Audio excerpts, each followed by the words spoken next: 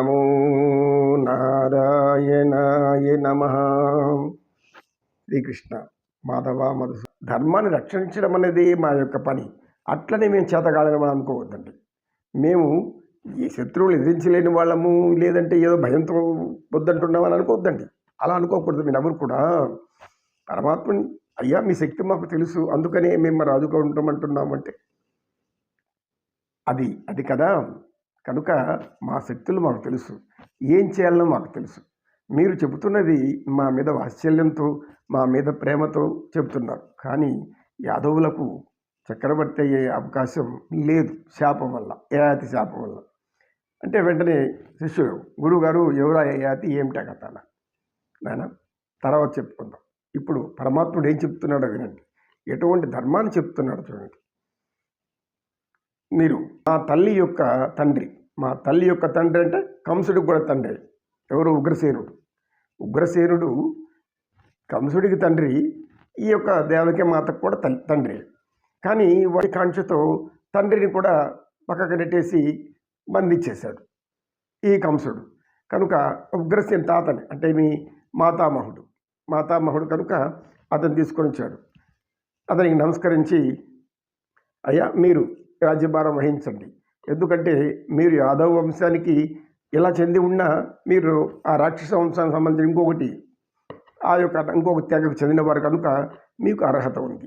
అందులో మీరు వృద్ధులు, జ్ఞానులు, పరిపూర్ణమైనటువంటి ధర్మం తెలిసిన వాళ్ళు. మీరు కంసుడికి బిడ్డలు లేరు కనుక వాళ్ళని రాజ్యం చేయలేము మనం. అటువంటి వాళ్ళను రాజ్యాభిషేకం ఇవ్వలేము, చేయలేము కూడా. ఎవరు లేరు బిడ్డలు వాడికి. కనుక మీరే రాజు అవ్వాలని ఉగ్రసేనుని తీసుకొని వస్తాడు. ఉగ్రసేనుని రమ్మని చెప్పి ఆయన్ని అందరి ముందర పరిచయం చేస్తాడు. సామంతులారా, ఇతర రాజులారా, ప్రజలారా, అందరూ కూడా మీరు చెప్పే జాగ్రత్తగా వినండి. ఇది బలరాముడు కృష్ణుడు చెప్తున్నటువంటి మాటలు. ఏం తెలుసా? ఇక మీదట మా ఉగ్రసేన మాతామహుడే ఈ మధుర నగరానికి రాజుగా ఉంటాడు. ఆయన యొక్క రాజరికంలో మేమంతా కూడా ఆయనకి మృత్యులుగా ఉంటాం. అంటే ఆయనకి సేవకులుగా ఉండి సేవలు అందిస్తాం. ఎంతటి పుణ్యమో, ఎంతటి భాగ్యమో ఆ ఉగ్రసేనుడికి కంట్లలో నీళ్లు రాంది ఒకటి.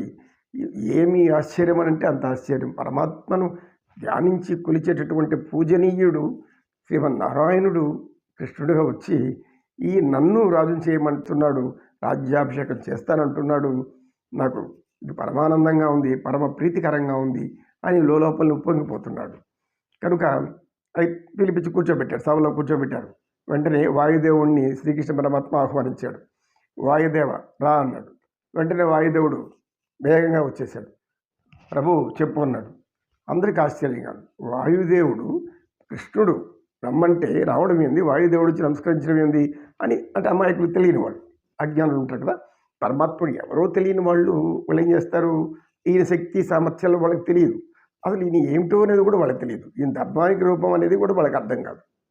కనుక వాయుదేవుడు వచ్చి, చిత్తం ప్రభు ఏంటి మీ ఆజ్ఞ అని అంటాడు. అన్నప్పుడు ఆయన అంటాడు, నీవు వాయుదేవ వెంటనే ఇంద్రలోకం వెళ్ళు, దేవేంద్రుడికి నా మాటగా చెప్పు. ఇంద్రసభను తీసుకొని ఇక్కడికి తీసుకొని వెంటనే రా, నా మాటగా చెప్పు. ఇంద్రసభను తీసుకొని వచ్చి వెంటనే ఇక్కడ మా మాతామహుడైనటువంటి ఉగ్రసేనుడికి ఇవ్వాలి, వెళ్ళు అన్నాడు.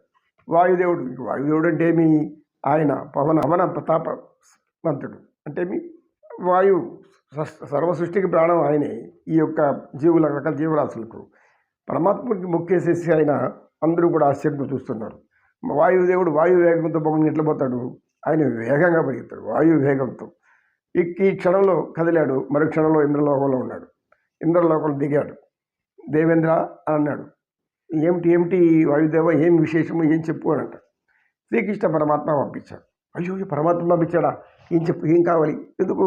ఇంతకుముందు గోవర్ధనగిరి సంఘటనలో ఇంద్రుడికి అప్పుడు అర్థమైంది కృష్ణుడు ఎవరు అనేది. ఇప్పుడు అది ఆ యొక్క అనుభవం గుర్తు ఉంది. కనుక ఇప్పుడు సహజంగా మనం కూడా ఒక సమర్థుడైనటువంటి వాడు, సామర్థ్యం కలిగిన వాడు, సకల తెలివితేటలు ఉండి ఒక గొప్ప పదవిని అలంకరించి అందులో తన యొక్క స్వరూప స్వభావాలను అందరిని ఆనందింపజేసేటువంటి ప్రభువు ఎప్పుడు ఏదో సమయం వంచి కొంతవరకు ఒక్కొక్కసారి ఆరోగ్యం బాగలేక ఈ దేని వలన రాజ్యాన్ని కోల్పోయినంత మాత్రాన అతను చేతగాని వాడైతే కాదు కదా, అతను సమర్థుడే. అయితే అతను కొన్ని కారణాల వల్ల మనకి ఎందుకు అనుకమని ఉంటున్నంత మాత్రాన అతను తక్కువ అంచనా వేయలేము కదా.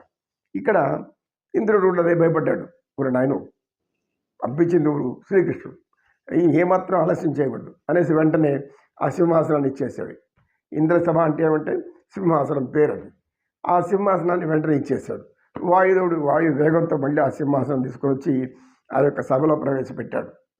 ఉగ్రసేనటువంటి సభలో శ్రీకృష్ణ పరమాత్మ ముందు పెట్టి ప్రభు తెచ్చేస్తానన్నాడు. వాయుదేవ మంచిది, నీకు శుభం జరుగుతుంది పో అని చెప్పండి. వాయుదేవుడు వెళ్ళిపోయాడు. అప్పుడు ఈ యొక్క సింహాసనం అక్కడ ఉంచి ఉగ్రసేనుని తీసుకెళ్ళి సింహాసనం పైన కూర్చోబెట్టి, ప్రభు మీరు పరిపాలించండి, ఈ యొక్క మధుర నగరాన్ని పరిపాలించండి. నమో కృష్ణ నమో కృష్ణ, కృష్ణం వందే జగద్గురుం. గోవింద హే మాధవ ముకుంద కేశవ జనార్దన. పిడికిట తలంబ్రాల పెళ్లి కూతురు, కొంత పెడమరలి నవ్వే నీ పెళ్లి కూతురు. పిడికిట తలంబ్రాల పెళ్లి కూతురు, కొంత పెడమరలి నవ్వే నీ పెళ్లి కూతురు. పేరుగల జవరాలే పెళ్లి కూతురు, పేరుగల జవరాలే పెళ్లి కూతురు. పెద్ద పేరుల ముత్యాల మెడ పెళ్లి కూతురు. పేరంటాండ్ర నడిమి పెళ్లి కూతురు, విభు పేరు గుచ్చ సిగ్గువడి పెళ్లి కూతురు. పిడికిట తలంబ్రాల పెళ్లి కూతురు, కొంత పెడమరలి నవ్వే నీ పెళ్లి కూతురు. పెట్టెనే పెద్ద తురుము పెళ్లి కూతురు, పెట్టెడు నీరలు గట్టి పెళ్లి కూతురు. బిరుదు పెండెము బెట్టి పెళ్లి కూతురు, పెద్ద బిరుదు మగని కంటే పెళ్లి కూతురు. బిరుదూరినప్పుడే పెళ్లి కూతురు. నమో గోవింద నమో గోవింద, పాహిమాం రక్షమాం.